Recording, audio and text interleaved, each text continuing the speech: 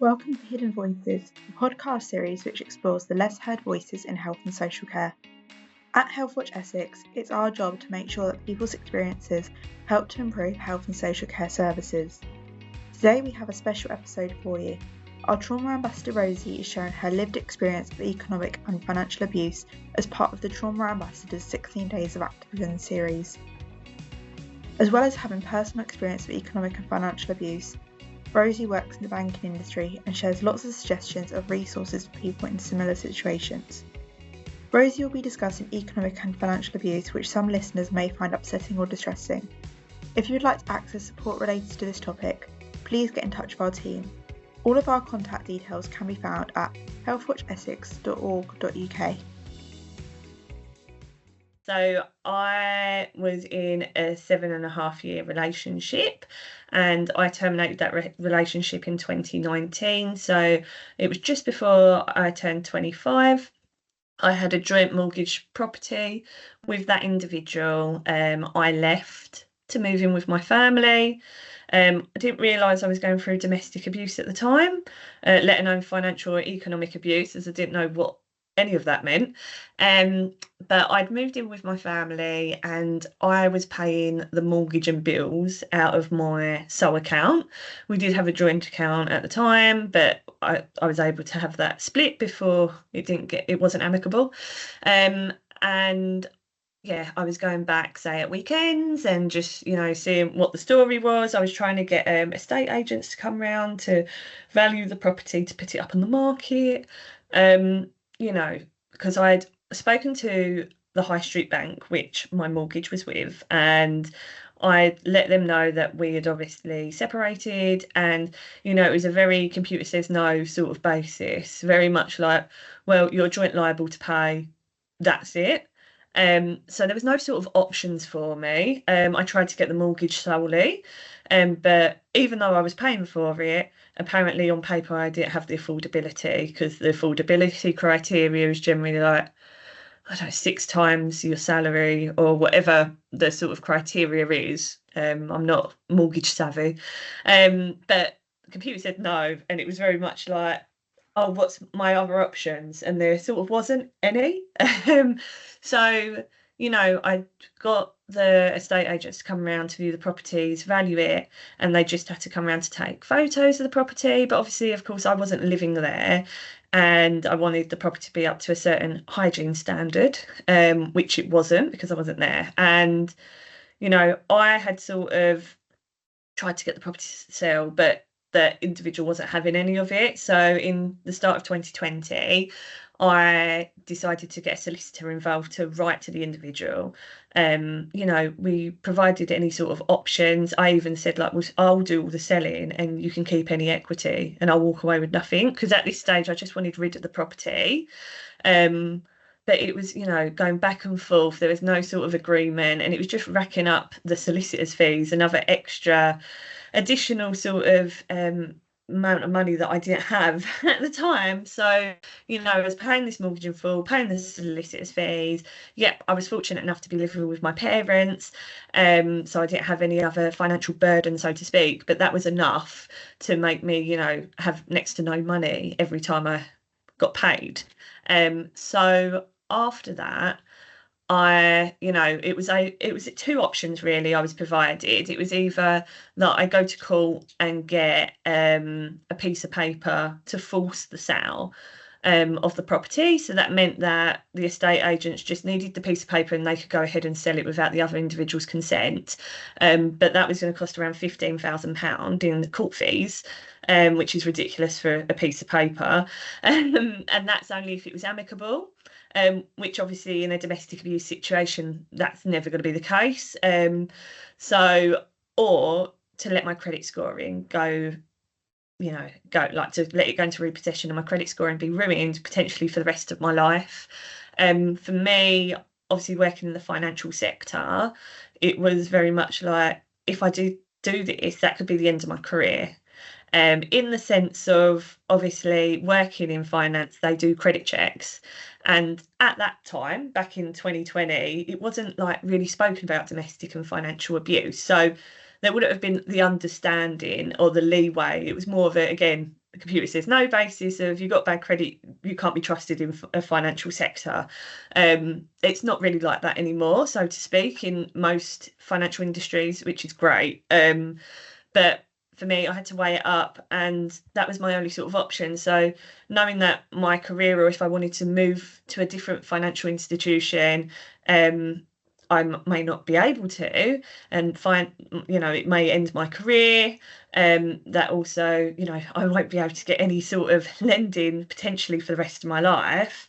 That was just the risk I had to take because it was my only sort of option. I wasn't willing to pay, thousands of pounds just to go through the torment and such that I was going through with the financial and economic abuse part. And so I let it go into repossession. I'd let the high street bank know over the phone. I was in contact with them quite consistently, which not every victim survivor is going to be able to do because it is mentally and physically draining having to do any of that. But from working in that background in the finance sector, I knew what sort of my rights were, so to speak, some of them anyway.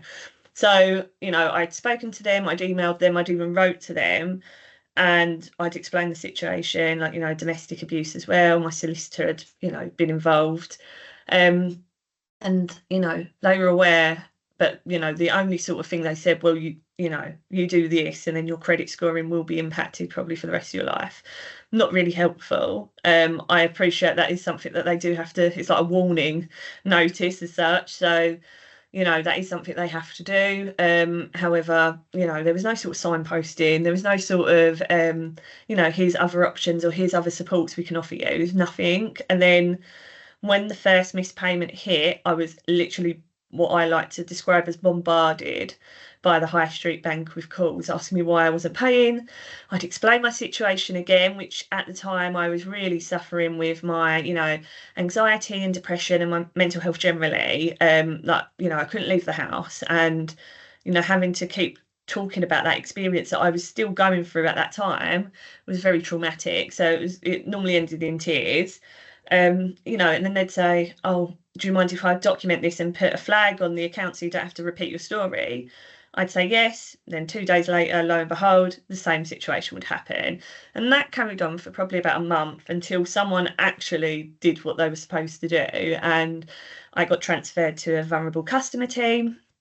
And then that was a very small team, presumably, because I got the same person. I used to ring up every week for an update on the repossession, but also give them any more information they needed. They asked for evidence of domestic abuse, which, I've got no issue providing evidence, but again, that's a very grey area nowadays to whether people should have to or not. But anyway, there was no sort of guidelines to what evidence they wanted, so I sort of gave them everything. And looking back now, it was because I was so desperate for this to move on and be repossessed, but now it just makes me feel I've just given them loads of personal information. We're talking police letters, solicitors letters, all different things like that were personal and private. But yeah, anyway, so I provided everything that I had, and then they asked for a doctor's letter as well, which I was fortunate enough to have a very good doctor at the time, and they didn't charge me for a letter, but doctors generally do charge for a letter, and we've heard cases where doctors can charge up to £200 for one letter, which obviously a victim survivor's, generally speaking, not going to want to add that financial pressure of a £200. They could do that £200 for other things other than a piece of paper. And then, I was sort of ringing up those going, yeah, the repossession's happening, it's happening. And then someone else answered the phone about a month later and they was like, no, it's on hold because of COVID. So my life was literally just shattered because it was that false hope, the hope of it is getting there, we're going to get it done. And there was no sort of guidelines as well or anything, given from the high street bank to say this is how long it's going to take. It was very much, I was just hoping it would be a lot quicker, but unfortunately it wasn't. So I just had to wait, and it didn't end up getting repossessed until June of 22. I have to think about the dates. Yeah, June 22. Which is, that's 2 years. That's a long time to be waiting. And every month you get your missed payment. So, whatever your amount of your monthly mortgage is, they add that onto your debt, regardless. and then your credit scoring goes down because it shows a missed payment every month and then defaulted, which is obviously worse than a missed payment. And then repossession, which is obviously even more worse in the, the credit referencing agency sort of eye. So, I couldn't do anything. I couldn't even get a phone contract out in my name. Credit card, I couldn't rent privately in my area. I wasn't able to get any sort of government support because I earn too much money, which is fine because I prefer other people that don't have a job or any sort of support around them to have that. But, so it's like the people like myself that have a job, and I wouldn't say I'm on, I'm not rich, but in the middle as such, like I feel like them people are forgotten about. It's very much like private rent. Oh, but you've got bad credit, so no landlord wants to look at you, and the government can't support. So you're like sort of stuck in the middle. And if you don't have family or friends to rely upon, then where are you going to be? So it was a really difficult time for me. Obviously, I had a phone contract, so I had all that. But like, if I did need another one, it wasn't going to happen. So I had to wait. And then once it got repossessed, I had to chase constantly the high street bank to see, did it get repossessed successfully? And then I was watching it on Rightmove, and it's like, has there been any viewings? Has it sold yet? There was no sort of like giving me updates. Even though the repossession had now taken place, I was still getting letters every month, automated letters saying, if you do not pay this debt, your house will get repossessed, even though it had already been repossessed. Like, post now is a very big trigger for me. If there's anything that comes through the post that is unfamiliar, that's a big trigger that it's going to be something bad. So I really struggle with post now, and that's a big factor of that because of the constant bombarding of posts, and I did not need that much. And so I let it repossess. It got sold eventually, and I'd put in multiple complaints because when it was getting repossessed, the week before I was in Spain on holiday, and I got a call from an unknown number. And an unknown number generally at that time for me was either going to be the bank or it was going to be the police. I'd prefer it to be the bank, and it was. And it was a guy, and he literally said, you do know your home's being repossessed next week. And the high street bank was fully aware of my situation, fully aware this is something that I wanted. And I said, yeah, I can't wait. Like, I know that's a bit weird, but I couldn't wait. And they then said, well, are you not going to pay the debt so you can keep your property? And I was like, have you not read the notes on the account? And he sort of like stuttered and was just like, no. So, it was even like things like that. So I was constantly complaining. And then I was being looked after by the head of the vulnerable customer sort of team, or whatever they call themselves. And in the end, once it got sold, it was finalised in January of 23. And there was about £12,000 in debt. I don't remember the exact figure. So people listening to other talks will probably go, oh, she said 11 last time. It's around the 11 to like 15,000, but I think it was like 12.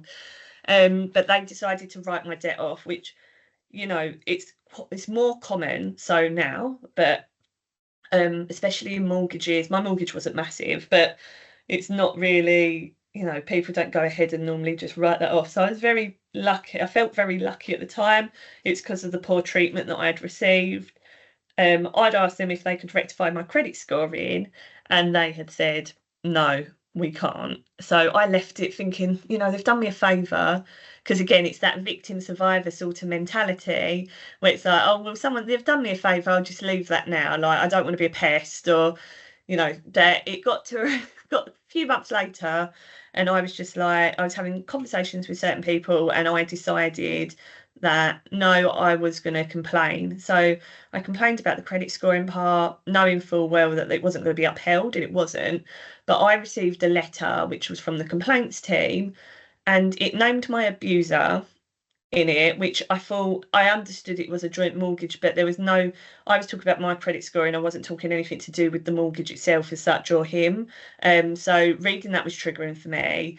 And then the wrong terminology was used, like domestic violence is seen, it's used obviously commonly, but we more so look at the terminology of domestic abuse instead, because violence sometimes makes people think it's just physical. So they were using the terms domestic violence, and it was like, we're sorry that you are a victim of domestic violence. And it's like I felt like a sentence like that was really uncalled for. Like I know that they had all that information on me, but it was really uncalled for. Um, and there was other bits in it, and then I decided to take it further, and I went to the Financial Ombudsman Service, because they were my last port of call, obviously, and that's how you complain. But it was just I wanted to try and fight as much as I could because I knew the credit scoring could be changed. Like it's not hard. And at the same time, I started receiving letters from a debt collecting agency, which the High Street Bank had instructed, even though they'd written my debt off. And when I had contacted them, again, very triggering for me, and I received the letter once they had shut. And online on their website, the bank, their contact details for the vulnerable customer sort of team was there, but their opening hours are incorrect. So when I rung, they were shut, and I waited on hold for about 30 minutes to be told actually it was shut. So again, like it was very triggering for me. I'd speak to the debt collecting company that they used. They were useless. They were like, well, we've been instructed. The bank was like, we haven't instructed them. And I was like, well, there's obviously something wrong. And I remember emailing a copy of the letter as specified to the vulnerable customer team, and they said that they'd ring them straight away. They rang me back and said, oh, we can't get through to them at the moment, so I'll try them again. 3 weeks went past, I heard nothing. I rang them up, they hadn't even actioned any of my stuff. In the end they sorted it, but I had to complain again. So it's a constant complaining. It's very draining having to keep constantly complaining. But anyway, with the Financial Ombudsman Service, they had a chat with the High Street Bank. Obviously, I don't know what that entailed, but I did end up getting a final response from the Financial Ombudsman Service because the High Street Bank decided to rectify my credit scoring after a chat with the Financial Ombudsman Service. So now my credit scoring shows that I obviously had a mortgage, but that I paid it, and there was no bad. So my credit scoring went back up, and that's perfect. But in hindsight, I shouldn't have had to fight that many years for that. And there's so many people out there in a similar situation to me that doesn't have that. They don't have, they might not know that they can constantly, complain or, fight for that, but also because every bank is different, every financial institute is different. So, they changed my credit scoring, but for me, that first time buyer, for instance, that's been taken from me. So because it shows on my credit score that I had that mortgage, I can't get benefits of first time buyer. And of course, I'm not a first time buyer, so I do appreciate that's like it's not the end of the world. But at least they rectified it. But it would have been nice for me to just have that completely just taken off, so I don't have to have that memory of, oh yeah, I remember that, because that's going to be on my credit scoring for 6 years. So, oh yeah, I remember that was that bad time in my life, So yeah, so we got there in the end. But if we look at it, it was the end of 23 once that was all sort of finalised, the credit scoring was sorted, and touch wood, I haven't heard anything else from that High Street Bank, and I never wish to again. But I left that property in 2019, so we're talking nearly 4 to 5 years later. And I know I'm quite fortunate in the sense that that's not long in terms of some people have that for life, or constantly going for years and years longer than me. But I shouldn't have had to fight for that long to get some justice. I'm very organised, so it was fine for me because I was very much right, ring them everywhere, because I was on top of them every single week without a shadow of a doubt, until obviously they said it was on hold, and there weren't much I was going to be able to do until so I was able to have you say breathing space, but really and truly it was still always constantly on my mind, because it was like one step forward, 100 steps back. Yeah, it was like a full-time job, to be honest, and I found the time to do it. But there was times nearer the start of it, obviously, when I wasn't as strong as what I was near the end, where I was just like, I really don't want to have this phone call. Or you'd feel, because I have obviously bad anxiety, and I still do, but like you can feel it in my throat, like I want to be sick, because I'm waiting for them to answer the phone, to have to explain it all over again, or like, I'm worrying what their answer is going to be. Are they going to say yes, no? Are they going to give me an update I don't want to hear? And like at the same time with the solicitors, I was getting, they'd send me emails or letters. In the end, my solicitor actually decided, no, we're not sending them, because he branded the letters as like from the other individual, like it was a form of bullying and harassment. And again, it's annoying because, retrospectively thinking back now, and obviously I'm educated, I understand it a bit more now. It's like, why did that solicitor not do anything or suggest that we hold that as evidence and report that bullying and harassment through letters? Or do you know what I mean? It was just like, we're just going to ignore him and that's that. But like, in hindsight, it don't matter now. I don't really care now. But yeah, obviously that's my story. So, sort of recommendations that I'd give to other people that are in my situation or a similar situation. It doesn't have to be a mortgage. It could be credit card, overdraft, whatever it is. And it's debt and it's partly yours because it's joint, or even if someone's got it out in your name. So that individual got it out in your name without consent, or you felt the need to say yes at the time and now you're left with the debt. What do you do? So, from my story, or my lived experience, so to speak, I always say we use the term story quite a lot, but I always find not all stories are like make believe. But when I think of story, I think of like Disney princess, like their stories, and it's like, but my story is my reality. So I use lived experience more than story. But obviously, all I'd ever say is disclose, and it's really hard to disclose. That's not an easy thing to do. So we'll talk about banks. Banks, building societies, sort of financial institutions. Obviously, there's others that are FCA regulated that don't fall into a bank or building society. But I know banks and building societies best. So, we've like there's no sort of regulation or guidelines or you must have this in place. So everybody's completely different, unfortunately. But we try to align where possible. Obviously, there's the regulation, the Consumer Duty Act, which says that banks have to treat, they have to provide good outcomes for all customers, even those in vulnerable circumstances. So, and domestic financial and economic abuse is you're vulnerable, you need additional support. Like you can't, because you do. So, Surviving Economic Abuse have a banking directory. So on their website, you can even just type it into Google, Surviving Economic Abuse, see, as they're known, banking directory, and they have a whole list of to be honest, it feels like every bank you can think of, but there's probably loads more. But they have a massive list, and so you click your bank and then it will tell you what that bank does for victim survivors of domestic abuse. It will give you the correct contact details for that specific team that deals with it, so say a vulnerable customer team, and also their webpage that goes directly to domestic abuse as well, because most, if not all, banks should have a domestic abuse webpage. So that's great. So you can find all that information there.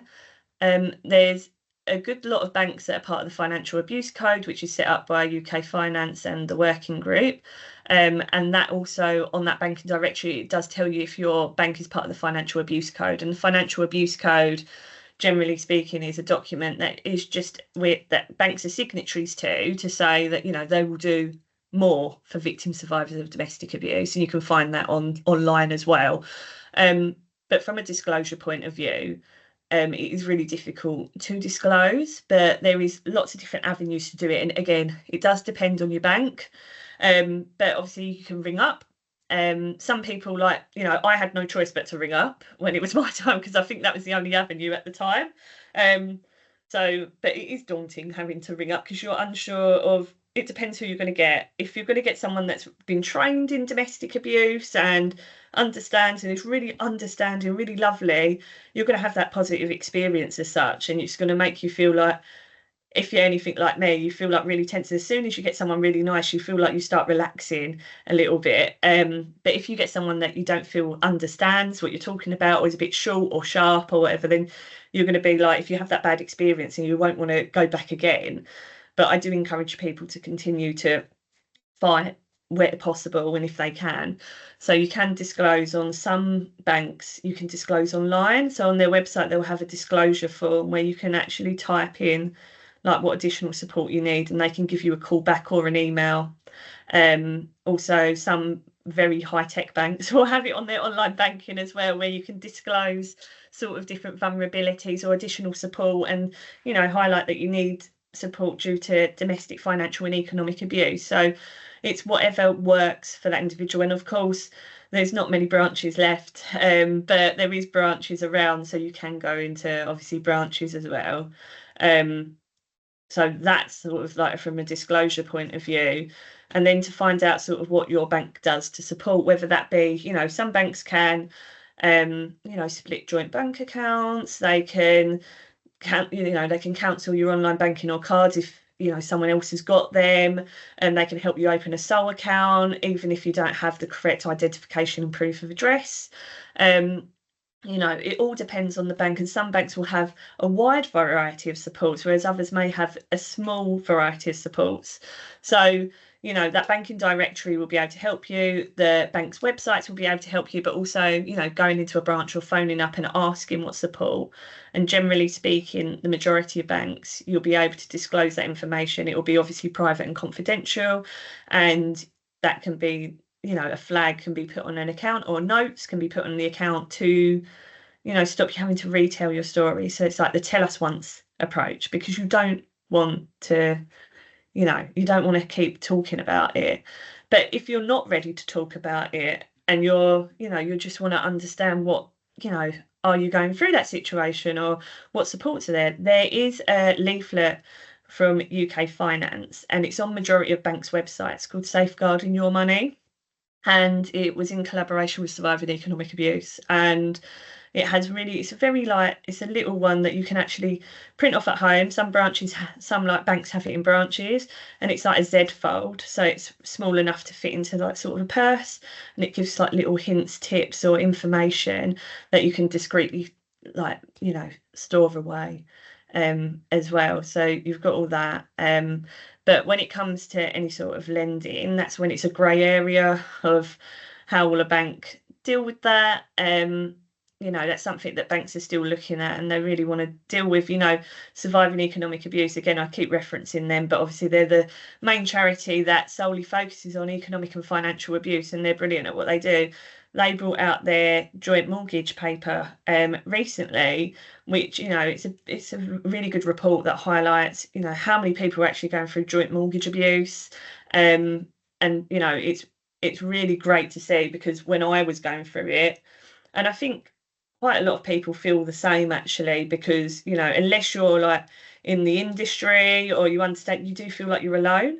And at the time when I was going through it, I felt so alone. I felt like this is just me going through this, but actually no, it's not. There's thousands and thousands and thousands of people every day going through the same thing, and something needs to be done. And there's in the report, it does call for action for the government and other industry bodies to actually take charge of that, to do something about this, because unless you're if you're married, it's still not easy, but obviously if you're married, like you go through divorce settlement, and there could be a settlement where you keep the property, but of course if it's got a mortgage, you still have to fight through to say, could you actually met that criteria to actually have the mortgage in your name? So there's always that bit. But obviously, if you're not married, like I wasn't married, there's nothing to really fall back on, because it's like, and I'm not saying like when you're married, that's the only, divorce settlement, because that's difficult in itself. I've heard people, share their lived experience on that and how traumatizing that can be. But, with the when you're not married, there's no sort of divorce settlement, there's no sort of like anything like that. It's sort of like you're trying to fight for something, and in the end, that's why I just walked away from it all.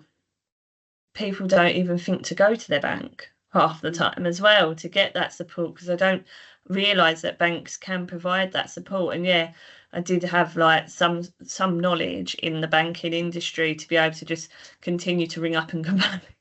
I like to complain, clearly, but it got the job done. And I think as well, like one of the main sort of advice that I'd give outside of the banking part is the credit scoring, so the credit referencing. So obviously there's three. You've got Equifax, you've got Experian, and you've got TransUnion. And I've always used just one. Like anybody else, you'd think that because they give the same information, right? So you think, I just need to do one. Well, that's wrong, because actually you know, I've currently got a county court judgment, which is a CCJ, to do with the property that's no longer my property. But that's a separate story. I could be here all day. But I've got that on my credit scoring, but I didn't know it was there because the credit scoring, like the credit referencing agency I use, didn't have that information. They weren't provided that. So only one of them did. So, you know, and the CCJ is very similar to a repossession. You know, you can't even have a basic bank account with CCJ. So I always recommend to people to check their credit scoring. So if you are going through that situation, definitely check it. You know, TransUnion, you can get one for free. And Equifax and Experian, they do 30 days free trial.